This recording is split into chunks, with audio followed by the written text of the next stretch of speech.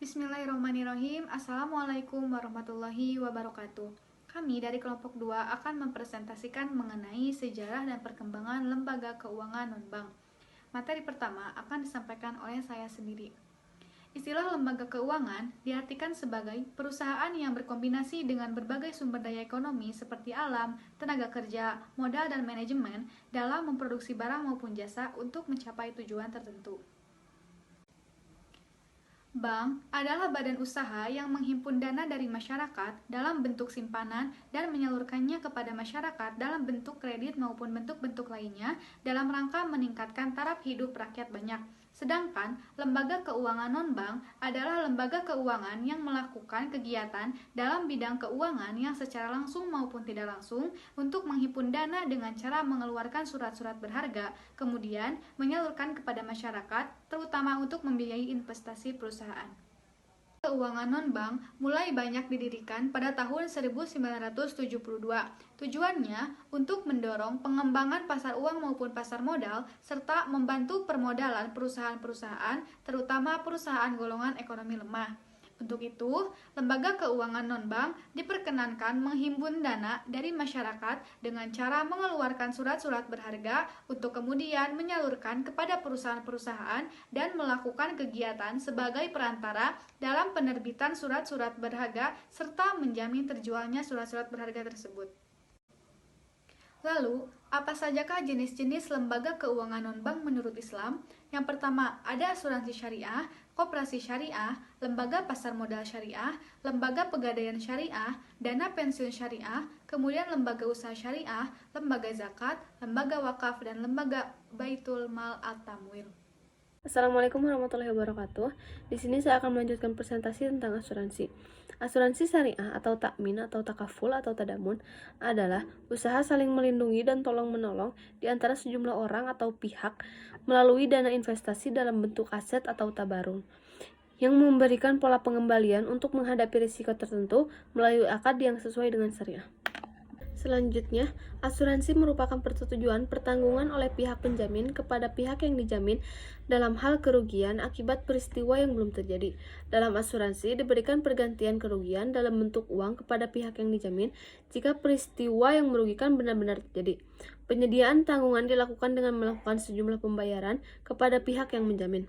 Asuransi dibuat untuk mencegah resiko dan memberikan ketentuan bagi pihak yang dijamin dari kerugian yang dapat terjadi di masa depan. Selanjutnya, koperasi syariah.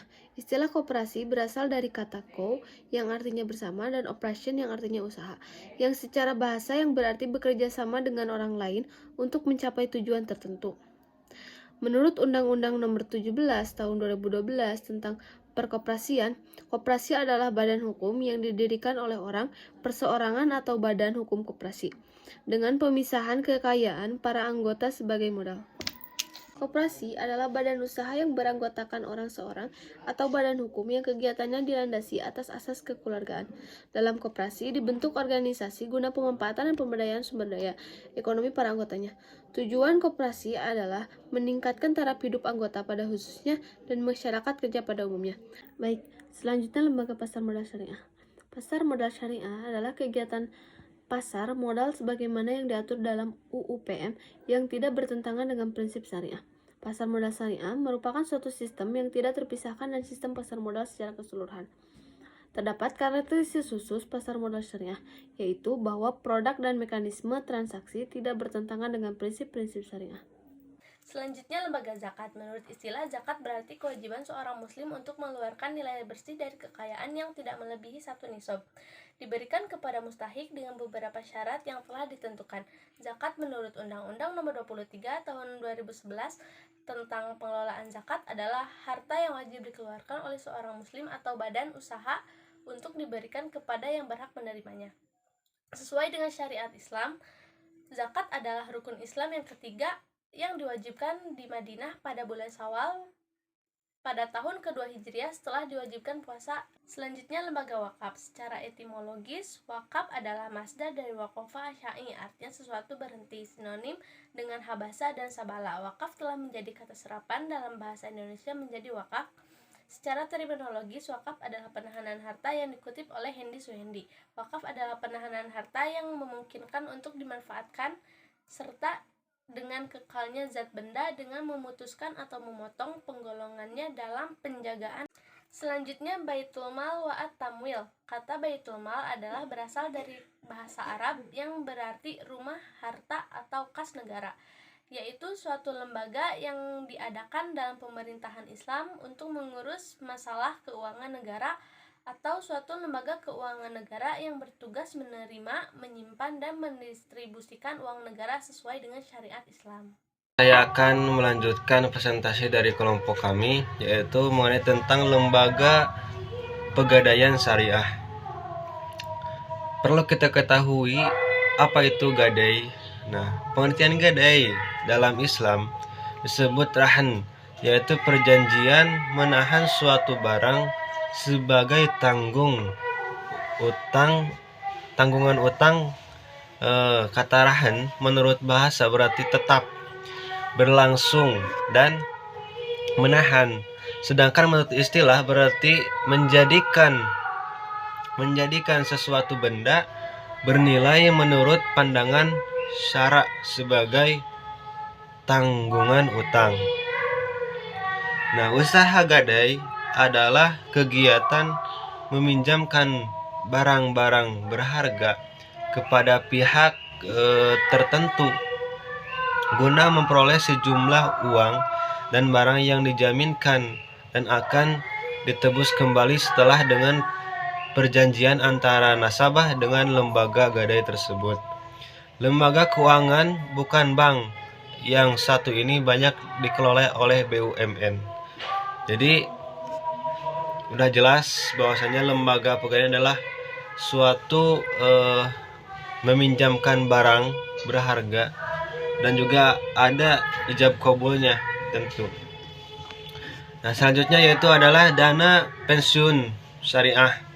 Dana pensiun syariah adalah dana pensiun yang dikelola dan dijalankan berdasarkan prinsip syariat Islam. Pada tahun 2013,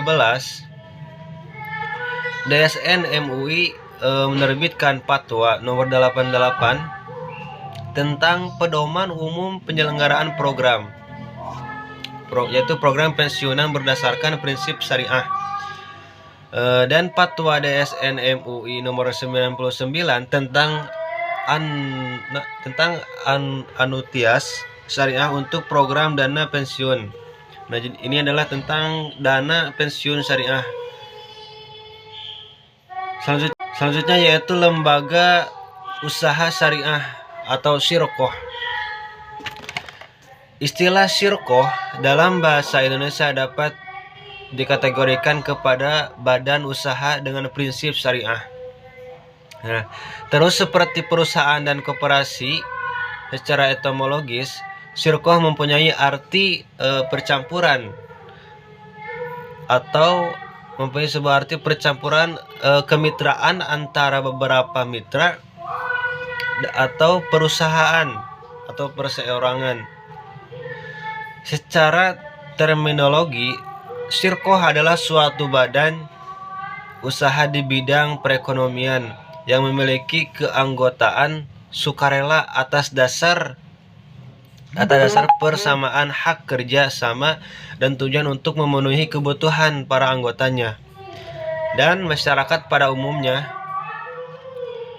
Beberapa pengertian syirkoh secara terminologi disampaikan oleh ulama mazhab. Salah satunya ialah menurut fuqaha masyayikh al-syirkoh adalah kebolehan atau diizinkan bertasaruf bagi masing-masing pihak yang berserikat. Jadi maksudnya begini, lembaga usaha syariah ini adalah syirkoh, yang mana syirkoh tersebut itu adalah sebuah nama, kalau di Indonesia kan dapat diartikan sebagai badan usaha dengan prinsip syariah, baik syariah apapun itu yang dengan mempunyai prinsip-prinsip keislaman atau dengan aturan syariah itu disebut syirkoh. Mungkin sekian dari saya. Terima kasih. Mohon maaf jika banyak kekurangan dan kesalahan.